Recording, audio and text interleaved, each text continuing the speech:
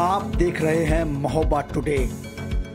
महोबा जिले की कुलपहाड़ तहसील के भटेवरा गांव में बुंदेलखंड पैकेज के तहत बनी स्प्रिंकलर सिंचाई परियोजना और सोलर प्लांट का निरीक्षण उत्तर प्रदेश के मुख्य सचिव मनोज कुमार सिंह ने किया।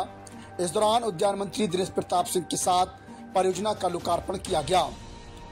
करोड़ों रुपए की लागत से बनी इस परियोजना से कुलपहाड़ क्षेत्र की 2700 हेक्टेयर कृषि भूमि को सुलभ सिंचाई सुविधा मिलने की उम्मीद है। निरीक्षण के दौरान मुख्य सचिव ने कार्यों की धीमी गति पर भी असंतोष जताया और परियोजना को 1 माह के भीतर पूर्ण करने के निर्देश दिए गए। उन्होंने बताया कि इस परियोजना के अंतर्गत 1500 किलोवाट का सोलर पावर प्लांट लगाया गया है, जिसे स्प्रिंकलर सिंचाई से जोड़ा जाएगा, जिसका लाभ किसानों को मिलेगा। इस दौरान उन्होंने 2 किसानों को ट्रैक्टर, रोटावेटर और कल्टीवेटर अनुदान कर वितरित किए और कहा कि सरकार की प्राथमिकता है कि किसानों को तकनीकी और ऊर्जा आधारित समाधान उपलब्ध कराए जा सके, जिससे उनकी उत्पादकता बढ़े और जल की बर्बादी रुके। उन्होंने बताया कि यह परियोजना 2 वर्ष पूर्व शुरू की गई थी और इसके पूर्ण होने पर 1350 हेक्टेयर खरीफ और 1350 हेक्टेयर रबी की फसल सिंचित हो सकेगी।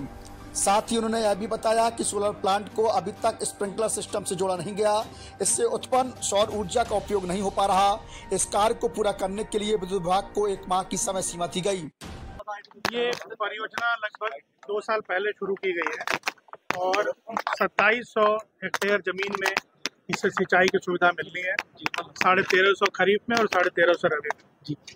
इसकी जो एक मेन फीचर है वो सोलर पावर जनरेशन का है और सोलर पावर को इनके ट्रांसमिशन लाइन में डालना और फिर वहाँ से बिजली लेना, ताकि बिजली की लागत ना आए।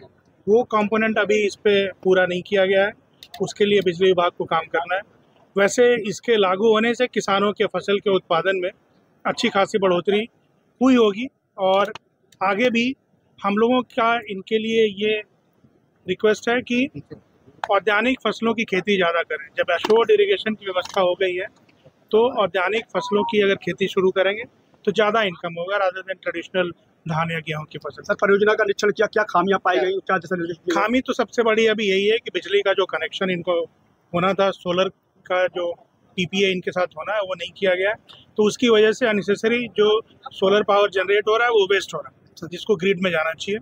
ये बिजली विभाग के अधिकारियों के साथ टेकअप किया जाएगा। सर, समय सीमा देखा जा रहा है, समय सीमा निर्धारित थी, उसकी आपको ज्यादा 1 महीने के अंदर करना है। सर यहाँ की सरकारी सूखे के लिए सारी व्यवस्था की गई है, हीट वेव के लिए भी पूरी व्यवस्था की गई है, कोई दिक्कत नहीं होगी।